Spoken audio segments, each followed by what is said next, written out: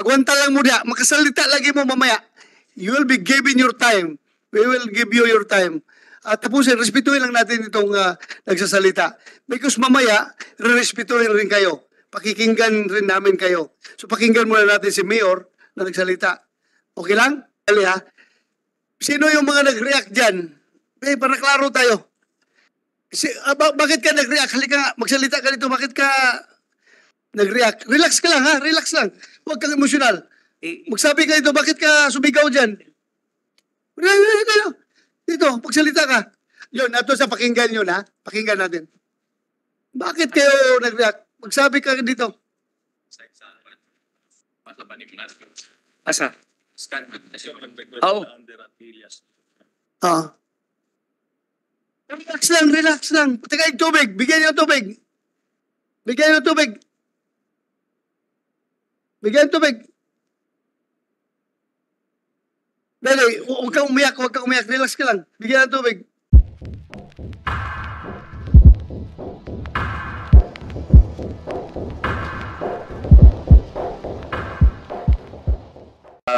I would like to continue with regards to the Asuncion incident.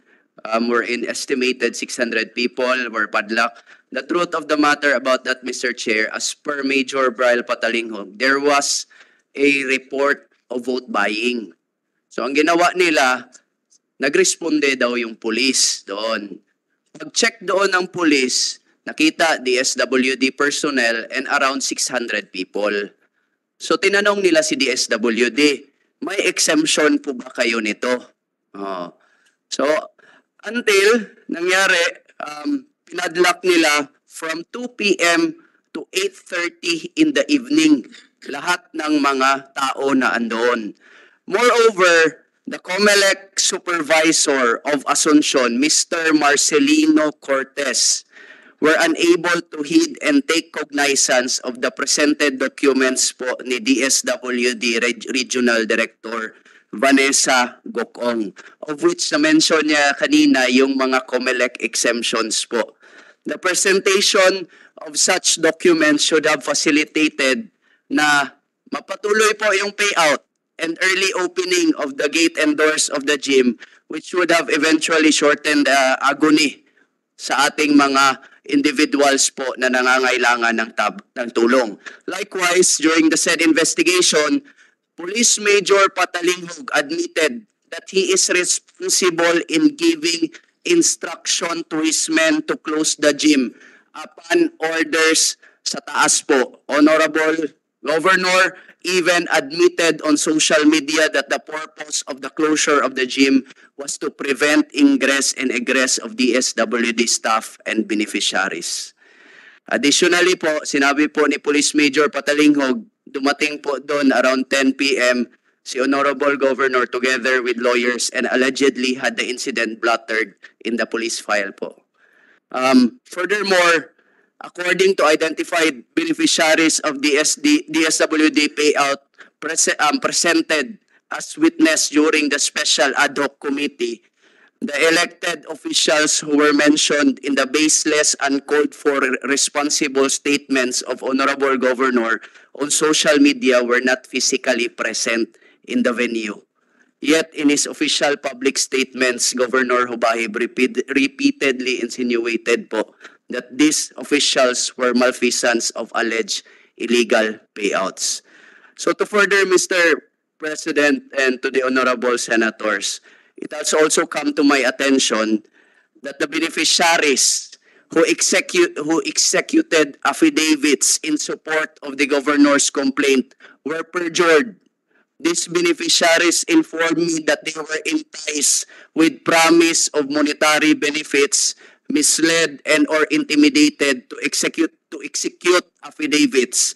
Based on their admissions, it seems that the complaint made by the Honorable Governor of Davao del Norte is nothing more than a mere political harassment. And I have here, in fact, 15 beneficiaries belonging to District 1 na nag-execute po ng kanilang perjured affidavits. And I have one witness. May pangalan ka? Yes po, meron po kaming affidavits dito. Then we have one witness po dito na nadala din po namin. If needed po, Senator. Yeah, we will Yes po. give him time to speak before this committee. We will listen to him. Okay, okay. So before I make my final statements po, it is very unfortunate that the story about this incident and as well as local politics dami po na drag even ang atin po mga different na government agencies when in fact the province now is under a state of calamity. Mr. Senator, you will very know na nag-straight po yung ulan po sa atin and marami na pong nabahaan sa Davao del Norte and yet ang ating two of the officials in the province is here today na naglalabayan po na ay naglabayay po lapok sa isa't isa when in fact we should be with each other helping our constituents in Davao del Norte po. So aside from the two highest ranking officials, even the SWD, we really need their help today. And in this moment, Mr. President, it's because we have more than 59,000 affected families po ng baha po dahil yung shear line po. So finally, I reiterate my commitment to transparency, fairness, and adherence to the rule of law. Office of the Vice Governor remains dedicated to serving the people and upholding the integrity of government programs. As to din po yung sinabi po ni Comelec Chair kanina na naghingi po ako ng exemption, it is not this program po. It's a program of the Office of the Vice Governor, not this DSWD po program yung hiningaan ko po ng exemption. It's just my program po. Thank you. Akala ko nga you are asking for exemption in behalf of this WD. Because that is their funds. That is not your Yes, that is not the local fund, di ba? Araw ng Pasasalamat is my program po. It's a caravan of services. Naghihingi lang po ako ng tulong sa mga iba't ibang ano po. Yun nga, but andito naman lang kayo. Andito naman lang kayong dalawa. As you said, two highest officials of Davao del Norte, no less than the governor and the vice governor. Eh dapat nagasikaso kayo doon sa problema nyo, doon sa mga tao nyo na binaha ngayon, continuous ang baha. But still, before ko kayo pauwiin, para sikasuhin nyo, nandito naman lang kayo, isettle mo lang natin yung issue kung talaga indeed yung allegations ay totoo. So yun lang natin tapusin ngayon. Then after that, uuwi na kayo doon. Patihin niyo yung baha doon sa norte para matapos na yun. I would like to acknowledge the presence of Senator Bongo. Thank you, Your Honor, for coming over. You want to deliver your opening statement?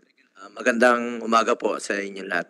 Mamaya na lang po, Mr. Chair. Thank you, Senator Bongo. Senator Mayor Leonie Bahagi, you want to deliver your opening statement? Thank you, Mr. Chair. Good morning, Honorable De La Rosa, Honorable Senator Bongo, Honorable Senator Francis Tolentino, and Honorable Senator Jinggoy Estrada. Well, I wish to simplify instead of reading my opening statement, but I just would like to establish that first, this representation believes that the references given to us by the DSWD as to the legality on the disposal of the educational assistance to the community of the municipality of Carmen is regular. Second, I categorically and vehemently deny the allegation in the complaint of the Honorable Governor Hubahib of the irregularity. In fact, the out of 29 affiants, there were 26 that submitted their affidavit of recantation, of which 4 of that affiants are not beneficiaries. Second, the implementation of such program, we religiously follow what has been indicated in the memorandum of agreement between the DSWD and the municipality of Carmen. Third, the alleged irregularity in the municipality of Carmen is not true because we haven't received any complaint or text or any information during and after the payout of that educational assistance to the municipality of Carmen. And in fact, after viewing the personal Facebook page of Governor De Rosario, Governor Hobahib, I immediately ordered and established a fact-finding committee to investigate the matter. And the result of the investigation, they found no irregularity, Mr. Chairman, on the event of that implementation. And in fact, the very venue of the or the place where the assistance were given is just like 20 to 25 meters away from the PNP station. So with those allegations, perjured, I think, I assume perjured allegations of the affiance, Mr. Chairman, as I've said, I categorically deny and vehemently deny as to that irregularity that happened in our municipality. Thank you. Thank you, Mayor Leonie Bahagi. What do you think is the reason behind? Tanungin kita. Ilan yung nag-recant ng statement? Out of 28? the exact figure, Mr. Chairman, out of 2,354 beneficiaries, there were 29 complainants and there were 26 affiants or complainants that recanted their testimonies, and there were 4 of those who executed their affidavit. We found out that they are not beneficiaries. So, yung nga, tanungin kita, what do you think the reason behind? Ang bilis nila mag-execute ng affidavit na gano'n, tapos ang bilis nila mag-recant. What do you think is the reason behind? I presume, Mr. Chairman, that upon the effort of Honorable Lubahib to call their attention to go to Manila for this hearing, they were enlightened and they came to their mind that maybe their affidavit that designed, which they do not understand, which the content, it is including the content of their affidavit of recantation, that they do not understand the document that they were, that designed during the time. And if you would allow, Mr. Chairman, one of those, or 2 of those affidavits of recantation in the name of Rosie Bico, if you would allow to read their affidavit of recantation was made under Visayan Tagalog version, but if you'd allow, I have to read the translation, Mr. Chairman. Yung kwan lang, yung pinaka... Andito ba siya? Dapat siyang tatanungin natin kung andito yung tao na yan? No, Mr. Chairman. Wala. But as to your question, whether bakit nagmapadali sila sa Okay, pagrecan. please, in brief Yes, lang, brief. yes, Mr. Chairman, thank you. Go to direct to the The point. recantation affidavit of certain Bico, if I read, I am Rosie Bico of Carmen Davao del Norte, expressed my regret because I damaged the reputation of the public officials. Because of Kuya Gov Edwin Hobahib's promise, he promised that we will be given 4,000 pesos, but what he gave is 1,500. That is why he made us sign an affidavit saying that we received the incorrect amount. So I am saying today that it's true that I have received the full amount according to the papers in the MSWD of Carmen that I signed at the time. I am reading the exact translation of said affidavit.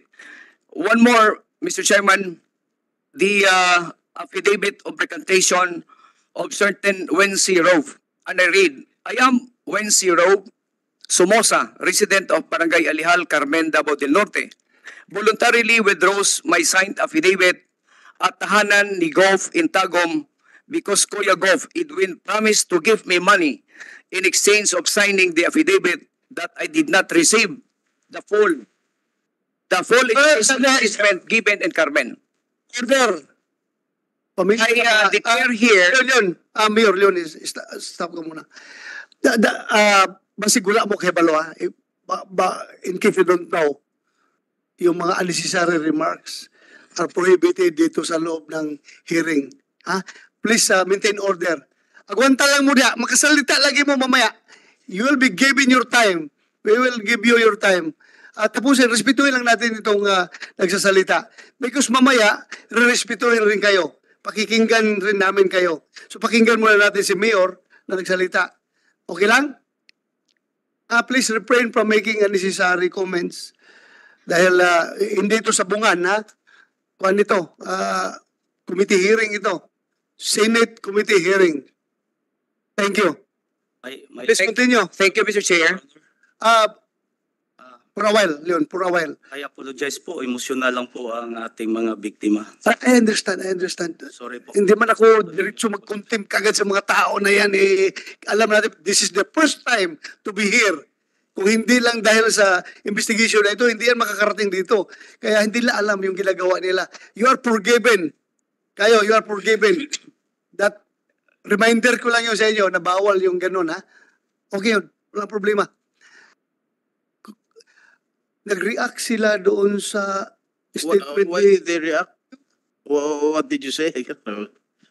Leon, ano yung last statement mo bago sila nag-react? Mayor Leone, bagay. Ano sinabi mo? Sir, as I've said, pinabasa ko yung English translation sa Affidavit of Recantation of certain Wency Rob Somoza. Sandali, ha? Sino yung mga nag-react dyan? Para klaro tayo. Bakit ka nag-react? Halika nga, magsalita ka dito. Bakit ka nag-react? Relax ka lang, ha? Relax lang. Huwag kang emosyonal. Magsabi ka dito, bakit ka sumigaw dyan? Dito, magsalita ka. Yun, ato sa pakinggan yun, ha? Pakinggan natin. Bakit kayo nag-react? Magsabi ka dito. Asa? Oh. Relax lang. Teka, yung tubig. Bigyan niyo ng tubig. Bigyan ng tubig. Dali, huwag kang umiyak. Relax ka lang. Bigyan ng tubig. Mr. Chairman, Yes, go ahead, sir. may we ask for the presence of the Senate's physician here? May we know from the chairman if the witness has been given the proper oath? Yes. It's done already. Thank you.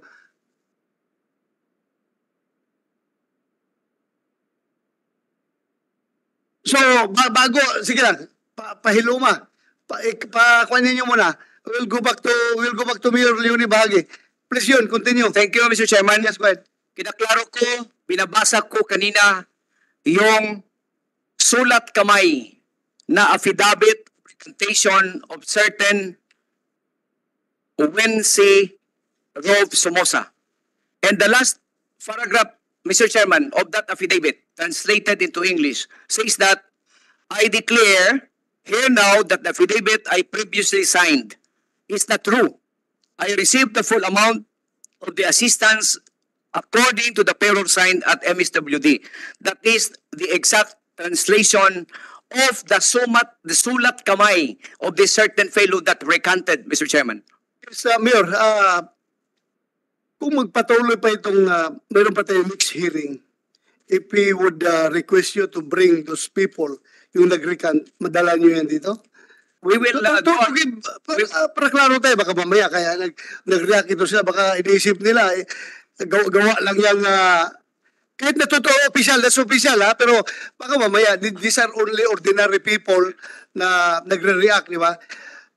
Patawag natin yung mga tao na yan. Okay? Thank you, Mr. Chairman. Yes, actually, as what I've said before, binabasa ko yung affidavit of Yes, recantation. naintindihan kita. I am just speaking in behalf of these people na nag-react ba. Baka yun ang inisip nila. But anyway, pakinggan natin sila later. Pwede na magsalita? Okay na. Sige. Bakit kayo nag-react dyan? Nagsigawan nung sinabi ni Mayor Bahagi? Tinuod na pangalan, tinuod. Pangalan ni mo din. Susan po, Sige. Bakit? Ang tanong ko, bakit kayo nag-react? nag-react po ako sa sinabi ni ni Mayor Bahagi po. Oh. Kasi ako din isa biktima dyan sa AX po. Mayroon po akong form ebidensya. Gusto niyo ipakita ko? Mamaya, I will, Ay, sorry po, bibigyan kita ng time. Sorry. Isa-isa kayo pasalitain ko. Ang tanong ko lang, bakit kayo nag-react doon sa sinabi niya? Yung binabasa niya is an official statement, affidavit yun. Yun, Ha? react po. Official yun. Yung sinabi niyang 4,000, yung sinabi na 4,000 po, doon po nangyari yung sa Divine Mercy sa likod ng munisipyo. Ang gipirmahan 5,000 tapos binalik 500 lang. 500 kasi dalawa yung kasamahan kong nagpasali po si Jocelyn. Anyway, okay na yun, ha? Okay na yun. Papasalitain kita ulit mamaya. Tinapos lang natin itong mga opening statement nila. One by one kayo, pagsasalitain ko mamaya para maklaro natin. Ha? You prepare all your statements. Balikan kita, ha? Yes. Parelax mo. Inom ka muna ng tubig. Pasensya na po, Senator. Ha? Pasensya na Ano po. lang? Okay lang. Nagsobra po akong react kasi kasinungalingan kung sinabi niya, binaliktad. Naintindihan ko kayo. Huwag kang mag-alala. Ha? Relax lang. Mamaya magsalita ka. Balikan ko lang muna sila dito. So, okay ka na, Mayor Bahagi? I will go to Mayor Desica. You have opening statement? Good morning, all the senator. Yes. You have the floor.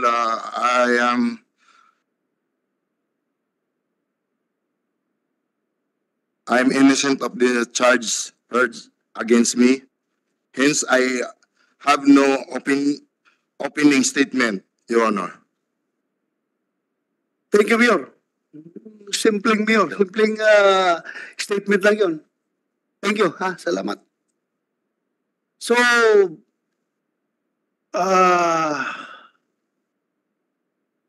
paupuin na nyo, Kumsik.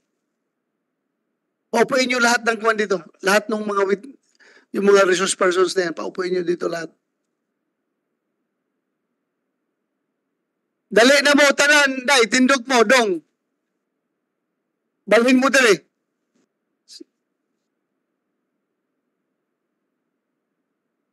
Pakiharis nyo kung sino unang magsalita, ha? In order. Pauna dito, gano'n.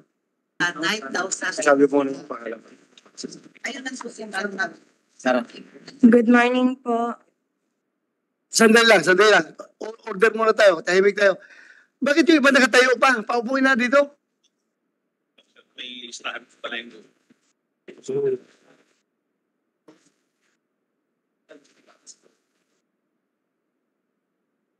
You utilize this space.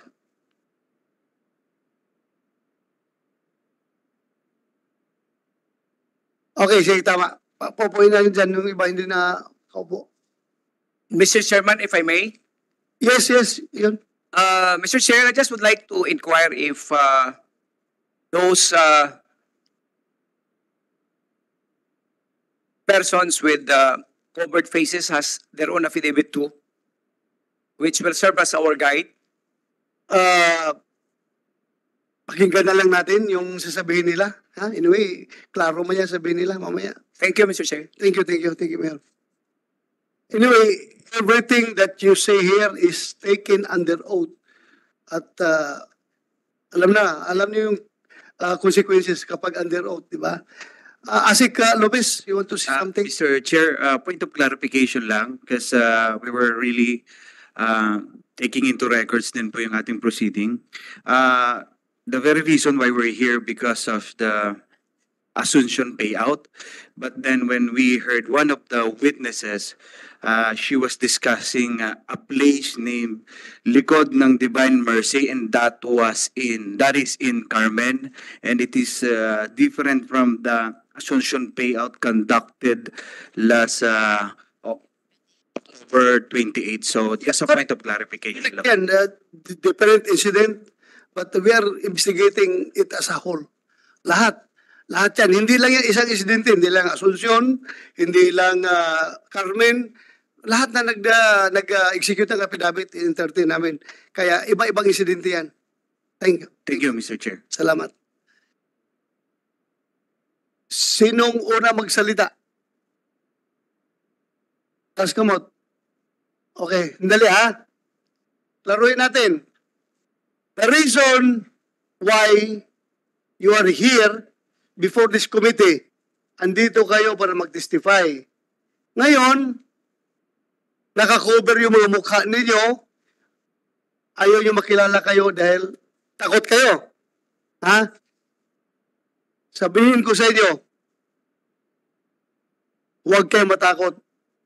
Andito yung pinakamagaling na regional director sa buong Pilipinas, buong Philippine National Police. Andito si General Delbo. He can assure your safety. Kaya, ako mismo, kung may mangyayari sa inyo doon, kalaban ko yung mga hara sa inyo. Pupuntahan ko mismo kung sino mga hara sa inyo. I'm giving you that assurance. Huwag kayo mag-alala. Baka sabihin nila, ibang tao yan nagsasalita. Huwag kayo matakot. Huwag kayo matakot. Pupunta kayo. Hindi, Arne, can you give your assurance? Klaruhin mo, para hindi siya matakot. Kilala niyo si General Delbo? Yes, sir, Senator, sir. Hindi, kayo mga Lynn, Boy Tabang. Kilala niyo si General Delbo? Kilala niyo? Hoy, kilala niyo? Oh, alam niyo na magaling na opisyal ito, kayang-kaya niya kayo protektahan. Alam niyo yan. So kung may mangyayari sa inyo, siya ang mananagot sa akin. Ha? Klaruhin natin yan. So siguruhin mo, General Delbo, na walang mangyari doon sa mga witness na ito. Yes, sir, I will assure you, sir. Okay. At saka PD. Sinong PD ng Norte? Siguruhin nyo na hindi maras itong mga batang ito. Yes, sir. Okay? Yes, sir. Okay, thank you. Thank you for that. Sino una magsalita? Mayla, go ahead. Yan yung maganda. Ipakita niyo mukha ninyo. Then because you are telling the truth. If you are telling the truth, huwag kayo matakot. Huwag kayo matakot. Andito na nga kayo eh. Harapin niyo yung katotohanan. Sabihin yung buong katotohanan. Go ahead, Mayla. Ano po, yung mention po ni Mayor na si Wency po, kaibigan ko po yun. Sino? Na-mention ni? Wency po. Na-mention ni Mayor Bahagi. Kaibigan ko po yun. Okay. Sabi ko po siya nag-complain. Okay. Wala pong prinamis na pera. Napunta po kami doon kasi biktima kami. Nabiktima po kami ng educational assistance na 10,000 na tatanggap namin. Binigay sa amin yung 10,000, pero pinapunta kami dun sa isang kwarto. Akala namin pag nakuha na namin yung pera, pwede na kami makalabas. Hindi. Pinapunta po kami dun sa isang kwarto kung saan may tao po dun na kukolektahin yung pera. Pero bago po kami nakapunta dun sa Divine Mercy, pinapunta po muna kami sa nagpunta po kami dun sa peso po kasi kailangan daw po ng gate pass. Papasok na sana kami sa Divine Mercy pero hindi kami pinapasok kasi kailangan daw ng gate pass. Yan ang sabi yung nagbabantay dun sa gate sa Divine Mercy. Doon po sa Carmen yun. Anong payout ito? Payout ng educational Educational assistance? assistance po. Magkano ang pinirmahan nyo? 10,000. 10,000. So, siguro college student ka na, di ba? First year college. Third year college. First year po.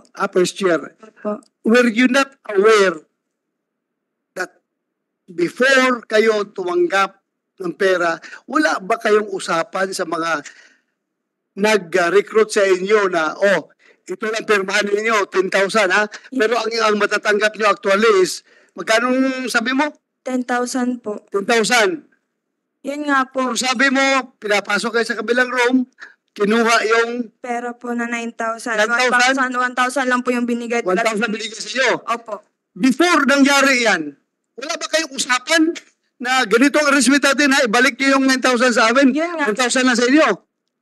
Pagpunta po namin doon sa Peso, sa likod po ng munisipyo namin doon. Nandun po yung mga admin, nagbibigay ng gate pass. Admin, sino yung admin na yun? Jerry na lupa po. Ha? Jerry na lupa. Jenny? Jerry na lupa. Jerry Lalupa. Na lupa po. Lalupa.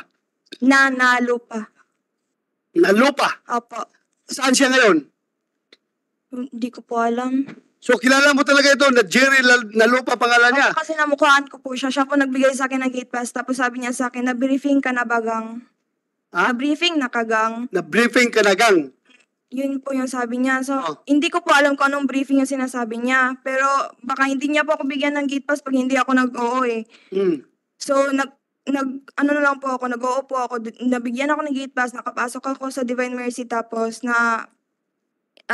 ni-review po na yung mga documents na naipasa namin para Hindi mo tinanong kung anong briefing. Wala kang tinanong. wala po kung tinanong kung anong briefing kasi wala po talaga akong alam.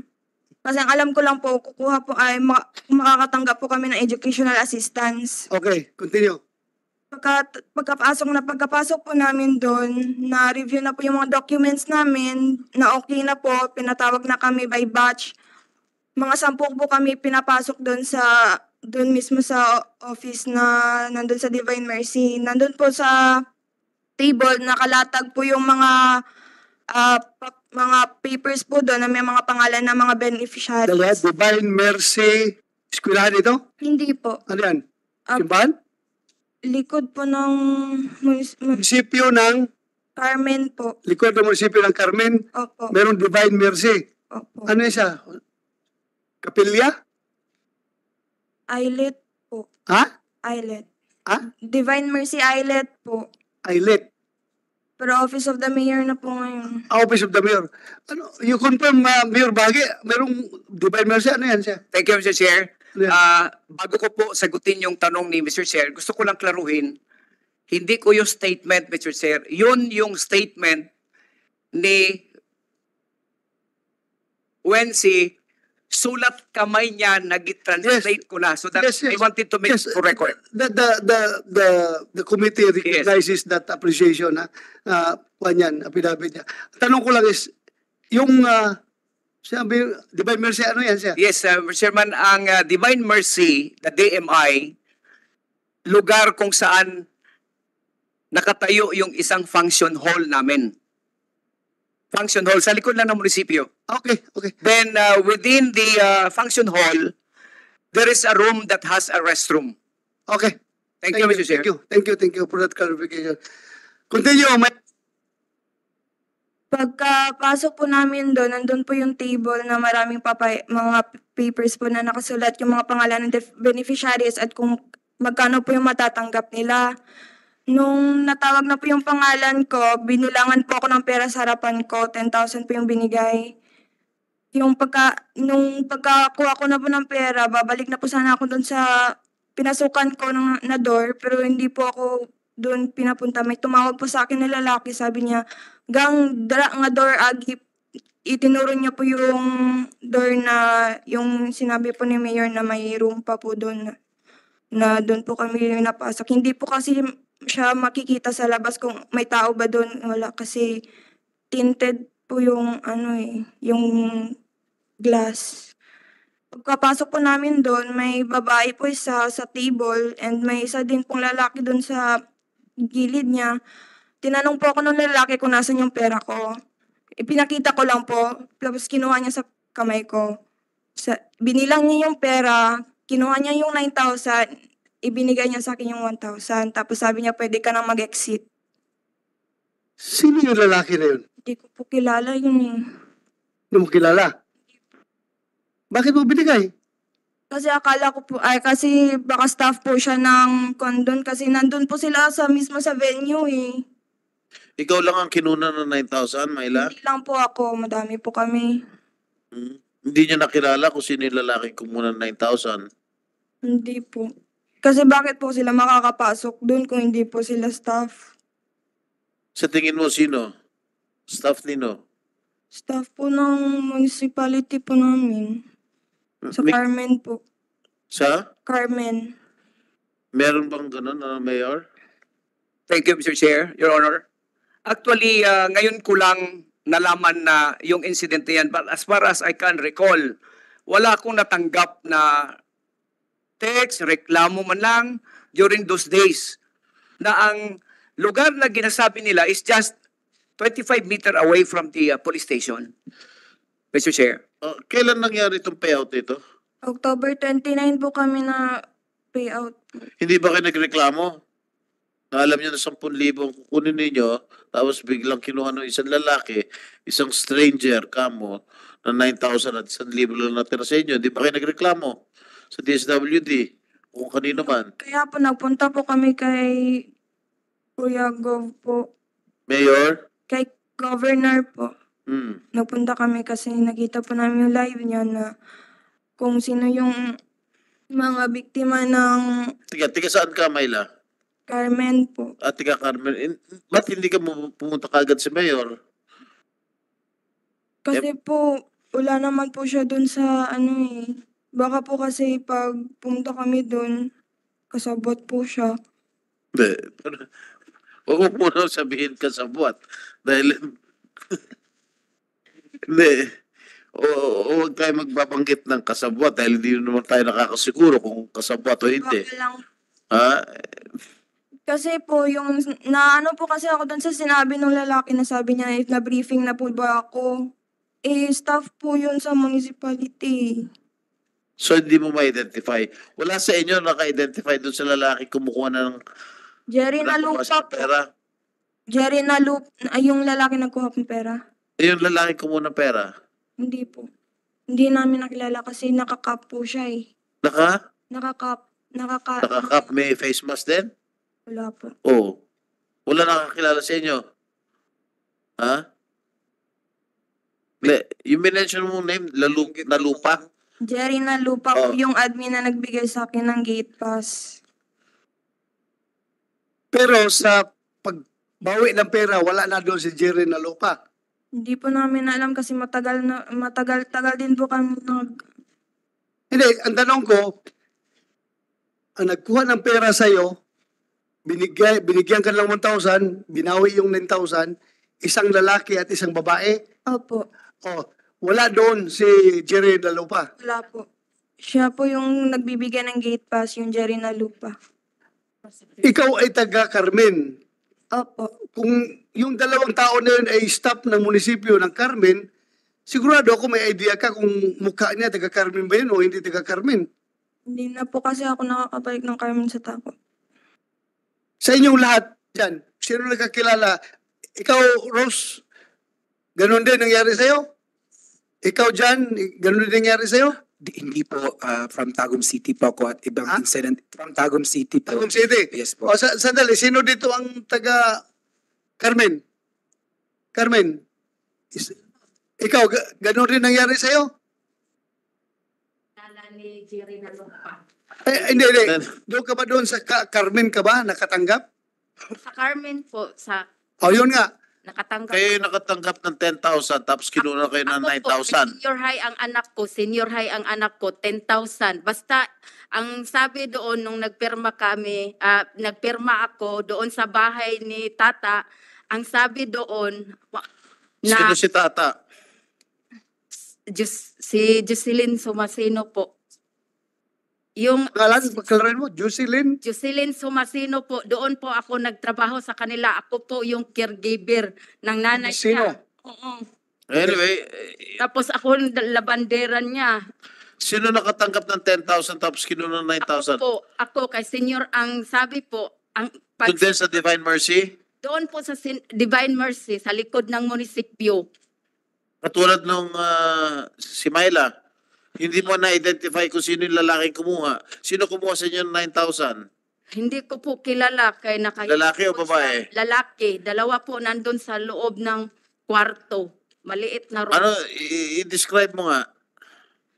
Ang buhok niya po kanang uso nga, bonnet. Bonnet yun lang po niya. Ang color sa damit. Naka-bonnet o naka-cap? Hindi kanang ano ba yung gupit? Ano ba, yung dalawa rin Senador Bisaya, pa sila na mag- Huwag mo ituro yung ulo ko. Anong buhok niya? Ano buhok niya? Yung usong gupit na Bunit? magkahintulad kay ano. Ha? Oo. Ha? Mulit. Ang mulit. Pagkahintulad sino? Sa akin? Ha? Lip. Hindi, buhok katulad ko? Parang mulit man sir katong gupit. Ano raw? Sir. Mulit. Mulit ka. Ha? Ano yung mulit?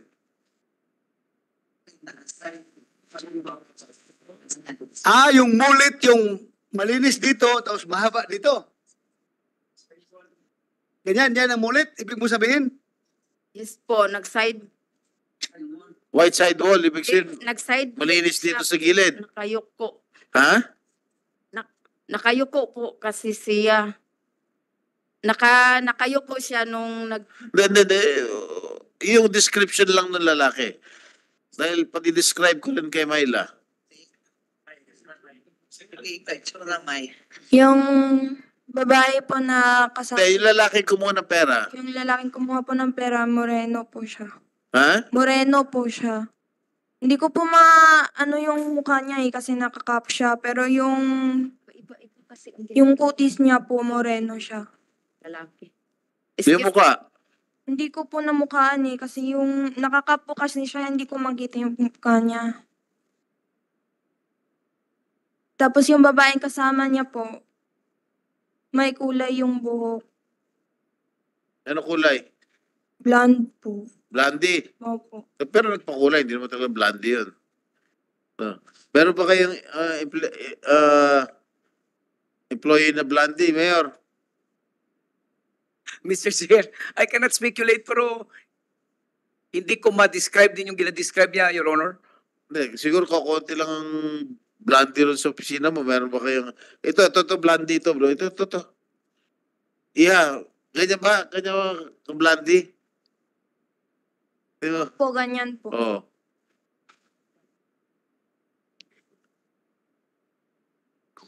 So, ilan kayo na biktima?